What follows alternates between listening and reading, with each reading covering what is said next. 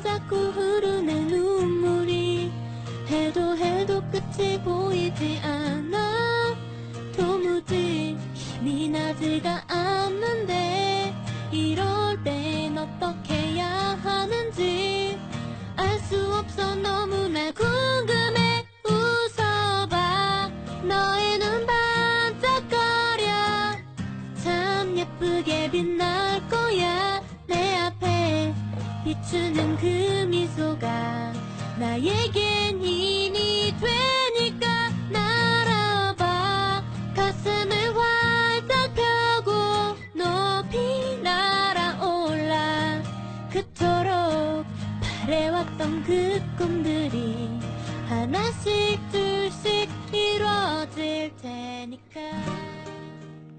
Hindi lang puro lakas ang ginagamit sa paggawa ng masa. Tignan mo yung ginawa mo, malambot. Opo. Sige na. Hi, bossing.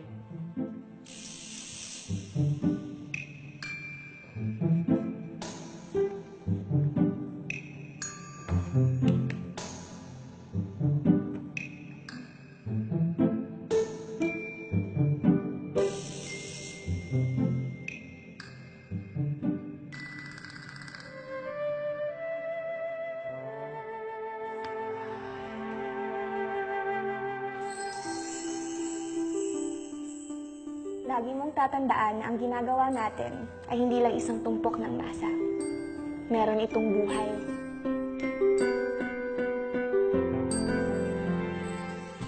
Ang galing.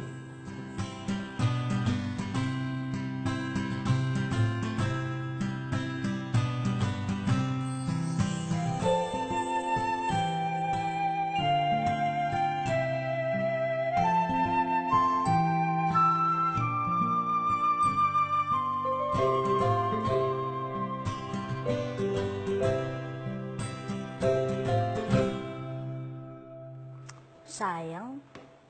Ang alin? Hindi tayo makaka-join mamaya kapag nagbigay galang na kay Madam Heyong. Affected ka? Mga mimosa lang naman tayo eh. Asa ka ano naman ang panghihinayangan mo doon? Yuku-yuku lang naman ang mga gagawin nun mamaya. Siya nga, ang kaabang-abang doon, yung pagdating ni Senyorito Michael. Kasi sigurado may pasabog na naman si Madam Irene na drama. Abangan. Hoy! Oo nga. Nag-aapura tayo eh. Puro kayo chismisan. Hali nga kayo. Sige po. Ito na nga po eh. Mars, may chismax ako sa'yo. Pwede mamaya na lang, Candice. Bakit ang sungit mo? Bakit kumikinang yung mga alahas mo? Kumikintab na rin yung kamalditahan mo? Mamaya na nga lang, pag nakita ko nung dumating si Michael. Yun nga yung chismax ko sa'yo. Oh, gusto mo pang pakinggan?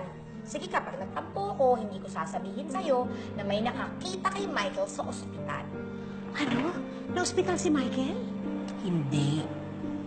Yun yung kaibigan niyang babae. Coming from a very reliable source na kaibigan kong doktor, matagal nang may girlfriend si Michael. Ano? Saan ka pupunta? Hindi ako sanay sa ganitong lugar. Saka ayaw kong magkaroon ng utang na loob sa'yo, Michael. Kaya ayos gusto mo. Aalis na. Hindi ka alis. Dito ka lang. Hindi ka pa magaling. Itiwan mo nga ako! Dito ka lang. Michael, siya ba ang pinagkakaabalahan mo ngayon kaya ayaw mong umuwi sa bahay? O, Moni. Alam mo, ayoko magalit kasi death anniversary ng pinakamamahal kong biyanan. Kaya huwag ka mag-alala. Hindi kita sasampatin.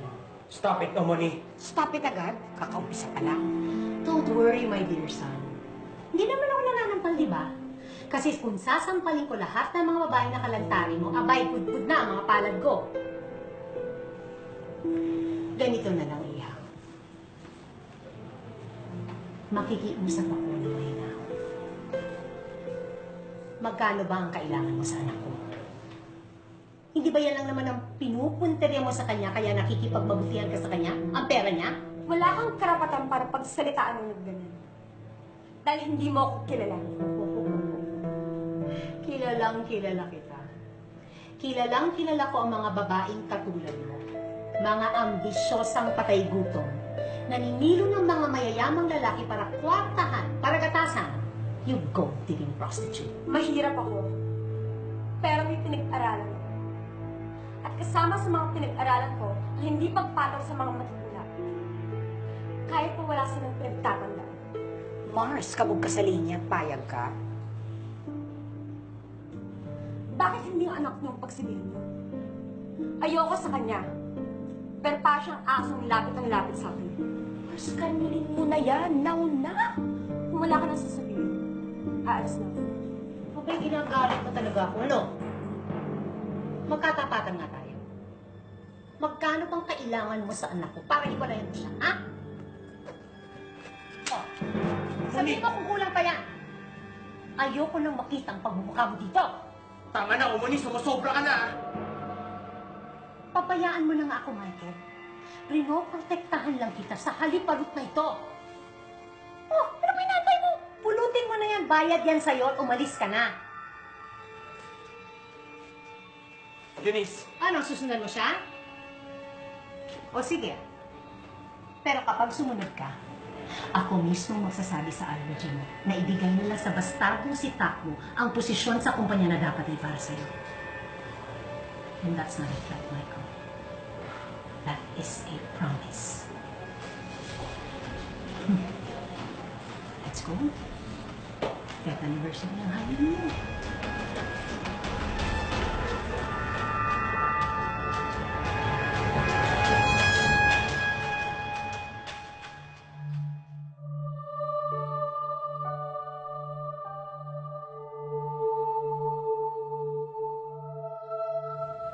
Tulad ng inaasahan ko.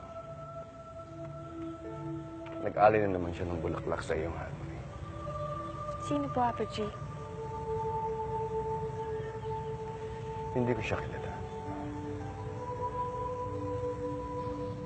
Basta ang natatandaan ko, ilang taon na rin siya nag-aalay sa iyong harmony. Sigurado pong mahal na mahal niya si Harmony para gawin niya ito every year. Sino po kaya siya? Sigurado akong isang kaibigan na hindi nakalilimot. Halika. Samahan mo ko yung mga sa kanya.